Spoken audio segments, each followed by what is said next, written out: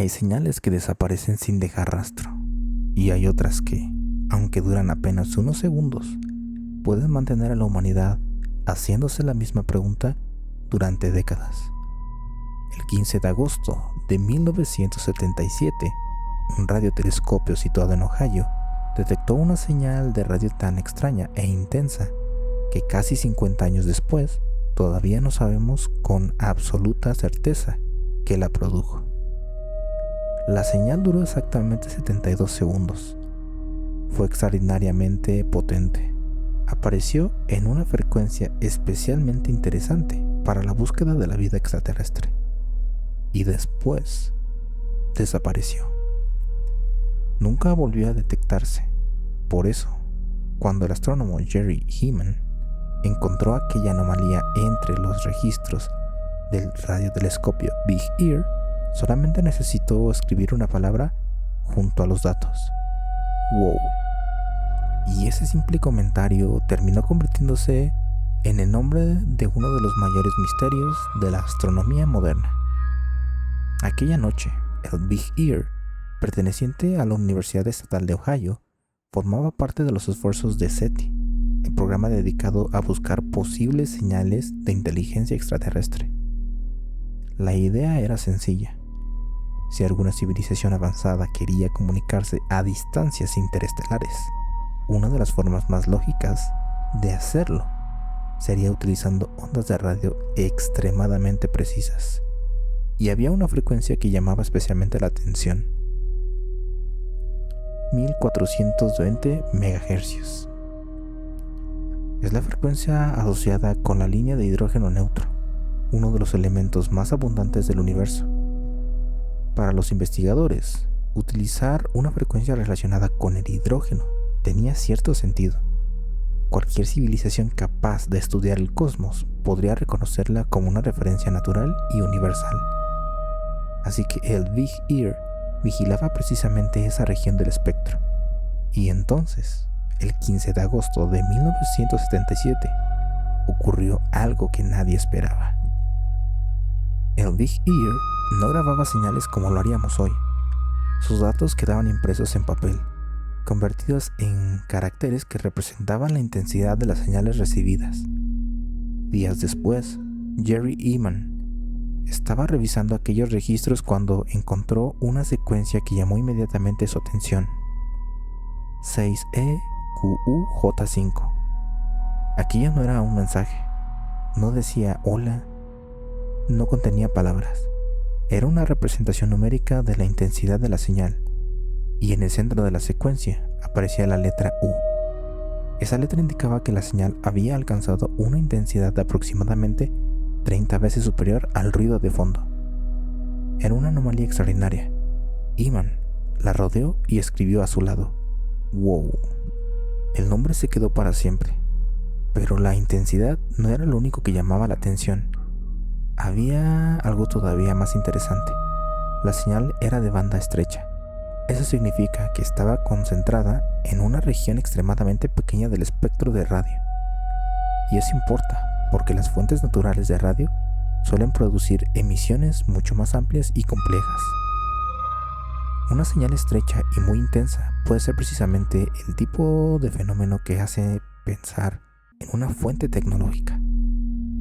Pero había otro detalle: su duración. 72 segundos. El Big Ear estaba fijo en el suelo.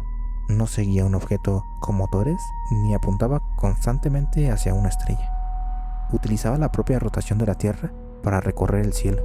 Por eso, un objeto puntual en el espacio podía permanecer dentro de su campo de observación durante aproximadamente 72 segundos. La intensidad de la señal, además, aumentó progresivamente hasta alcanzar su punto máximo y después disminuyó.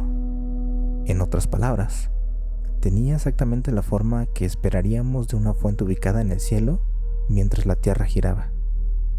No parecía simplemente ruido, no parecía una interferencia cualquiera, y provenía de la dirección de Sagitario. Aquí es donde comenzó la especulación, porque si ignoramos por un momento todas las posibilidades naturales, la señal tenía varias características que resultaban extremadamente atractivas para SETI. Una frecuencia cercana a la línea de hidrógeno, una banda muy estrecha, una intensidad extraordinaria, una forma compatible con una fuente astronómica y una duración perfectamente explicable por el movimiento del radiotelescopio respecto al cielo. Todo parecía encajar, pero había un problema gigantesco. Cuando los investigadores intentaron escuchar nuevamente, no había nada. Volvieron a buscar esa región una vez, otra más, y después de numerosas observaciones, la señal simplemente no apareció. Nunca volvió a detectarse. Y esto es precisamente lo que hace tan difícil interpretar el caso. Porque una transmisión extraterrestre sería una explicación fascinante. Pero una transmisión que aparece una sola vez y jamás vuelve a repetirse es extraordinariamente difícil de demostrar. Con los años aparecieron varias explicaciones. Una de las más conocidas fue propuesta por Antonio París y relacionaba a la señal con los cometas 266P Christensen y P2008 Y2 Gibbs. La idea era que las nubes de hidrógeno alrededor de estos cuerpos podrían producir una emisión cerca de los 1420 MHz. Parecía una explicación perfecta, excepto por un detalle.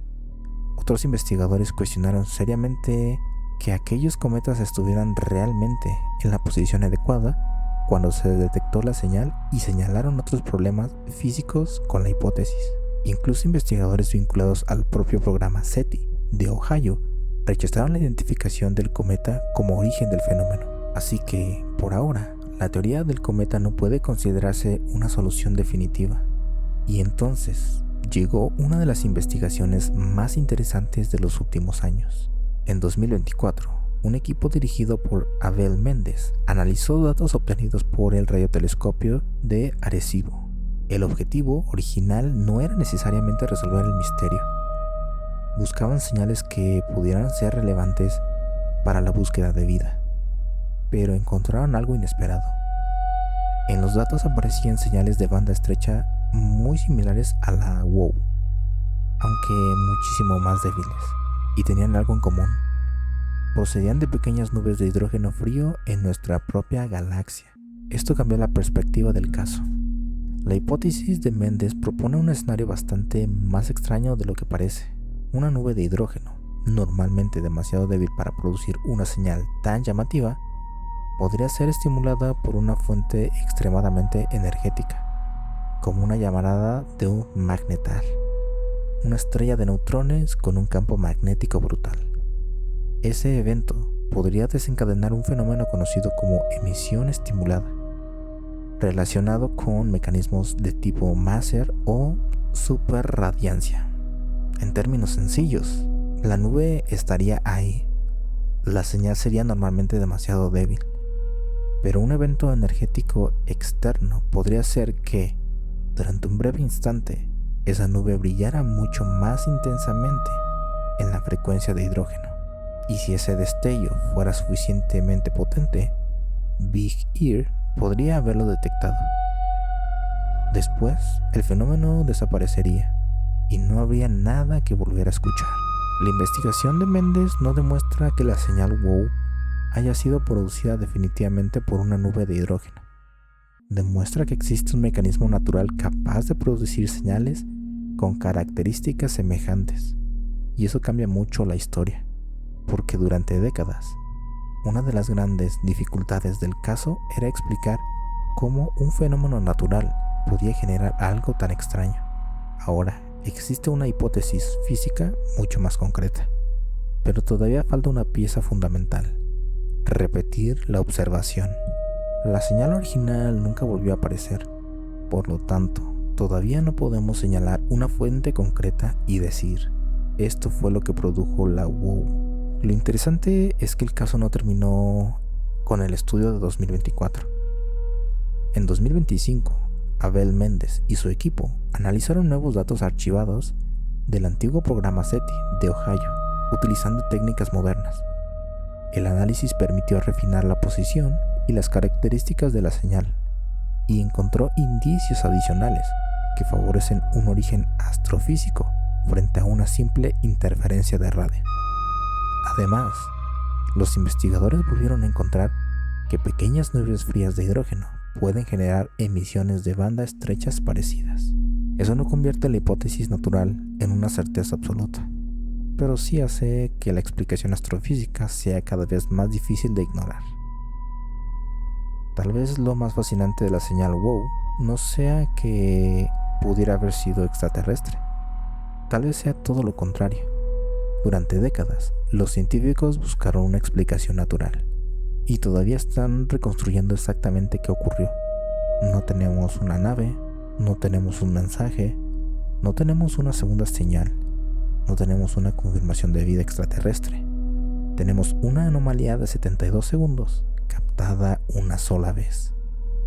Una señal que apareció en una frecuencia extraordinariamente interesante. Una señal tan intensa que Jerry Eman escribió "Wow". Puede que algún día descubramos que aquella noche simplemente fuimos testigos de un raro fenómeno cósmico que todavía no comprendíamos. Puede que las nuevas investigaciones finalmente identifiquen su origen. Y, aunque mucho menos probable, también existe la posibilidad de que algún día encontremos lo que cambie completamente nuestra interpretación. Porque hay una diferencia enorme entre decir encontramos extraterrestres y decir encontramos algo que todavía no sabemos explicar. La señal WOW pertenece a la segunda categoría. Eso sea precisamente lo que la hace tan fascinante, porque el verdadero misterio no es solamente qué fue aquella señal. El verdadero misterio es cuántas cosas extraordinarias hemos escuchado desde el espacio sin comprender todavía lo que significan. Y la próxima vez que una señal vuelva a aparecer, esperemos que esta vez no tengamos que esperar otros 50 años para escucharla de nuevo.